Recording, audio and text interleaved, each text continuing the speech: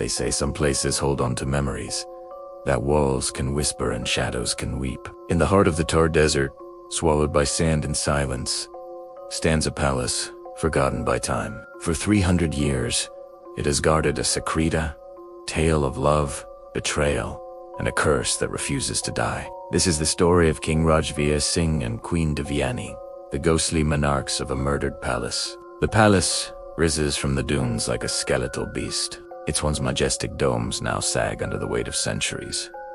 Inside, the grandeur is a ghost of itself. Moonlight filters through shattered windows, illuminating dust motes, dancing over cracked marble floors. Broken chandeliers hang like frozen teardrops, their crystals long dead. Torn velvet curtains, the color of dried blood, sway in a wind that doesn't exist. This is a place where silence has a sound, and every echo tells a story. Locals warn travelers to stay away, especially after sundown. They speak of a king and queen whose spirits are bound to these ruins, forever reliving the night of their demise. They say you can still hear the queen's soft weeping on the wind and the king's furious roar during a storm. We, of course, didn't listen. We came seeking legends, but we found something far more real and far more terrifying. Our first night, the air grew unnaturally cold. The temperature dropped so fast our breath fogged in the air. That's when we heard it. A faint, melodic chimin, the sound of anklet bells, a payel echoing from the long, dark corridor ahead. It was a gentle, rhythmic sound, but there was no one there. It moved past us, a cold spot in the air that raised goosebumps on our skin, and then faded towards the grand staircase.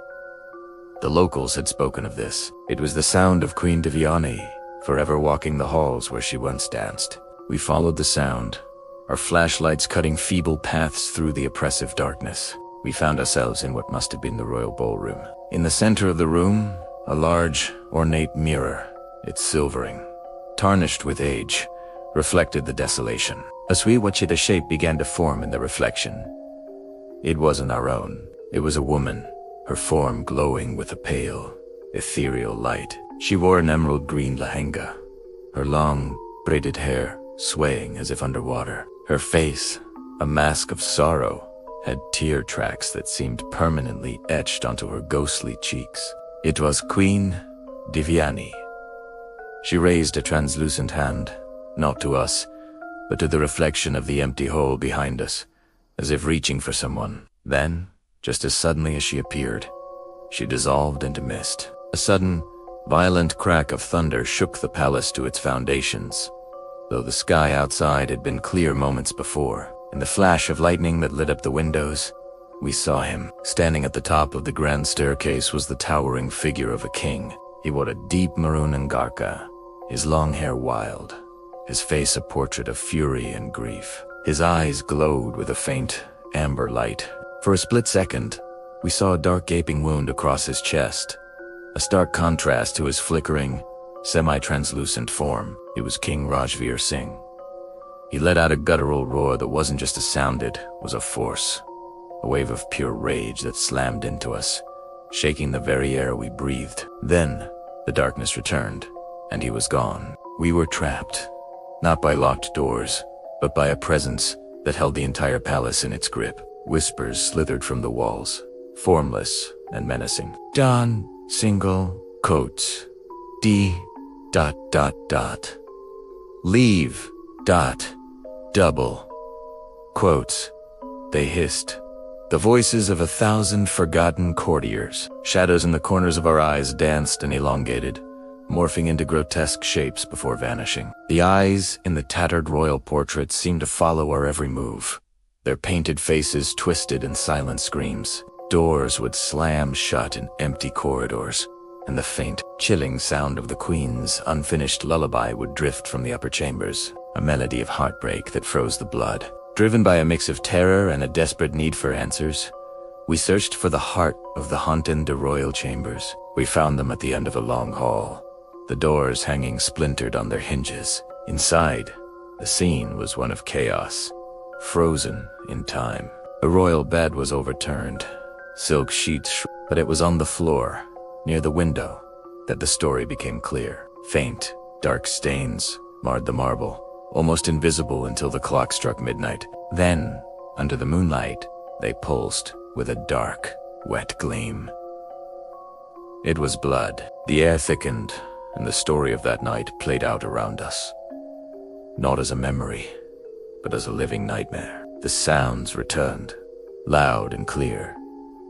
The shrieking wind of a phantom storm, the panicked, running footsteps of guards, and then the screams, piercing, agonized screams from the Queen's chamber. We saw them then, not as fine apparitions, but as solid as we were, reenacting their final moments. Queen Devyani cornered, her hazel eyes wide with terror, and King Rajveer, unarmed, standing before her, his body a shield. But the betrayal came not from an enemy at the gates, but from within.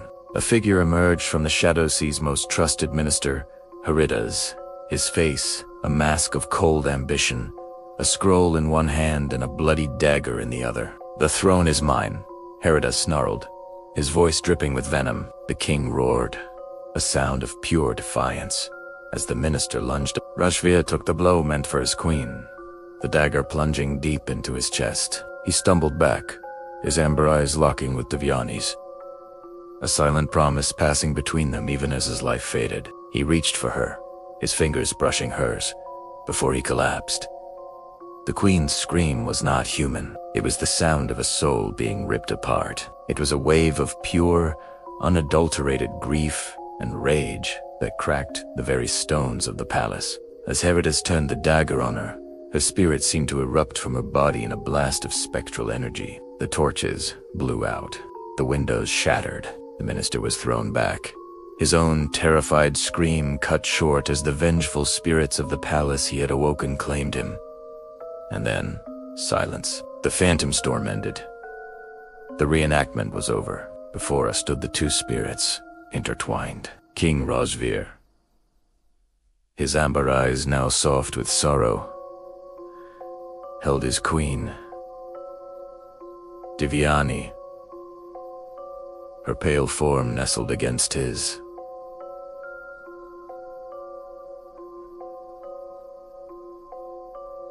Had finally stopped weeping. They were not malicious. They were trapped, cursed to protect their home and relive their murder for eternity, their love the only anchor in their endless night. They looked at us, not with anger, but with a profound sadness.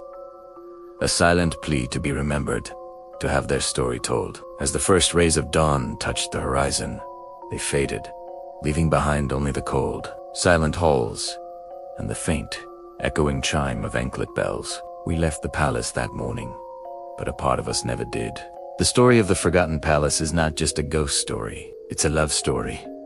A tragic, violent, and eternal love story. So if you ever find yourself in the Rajasthani desert and hear the faint sound of a lullaby on the wind, or see a lonely light in a ruined tower, turn back. You are treading on sacred, sorrowful ground, where a king and queen still rule over their kingdom of shadows, forever bound by cursed love. Thank you for joining me on this terrifying journey. If you were captivated by the haunting tale of the royal couple, don't forget to like, subscribe, DKR Mystica, and hit the notification bell for more stories from the darkest corners of history. Stay safe, and always respect the places where the past is still present.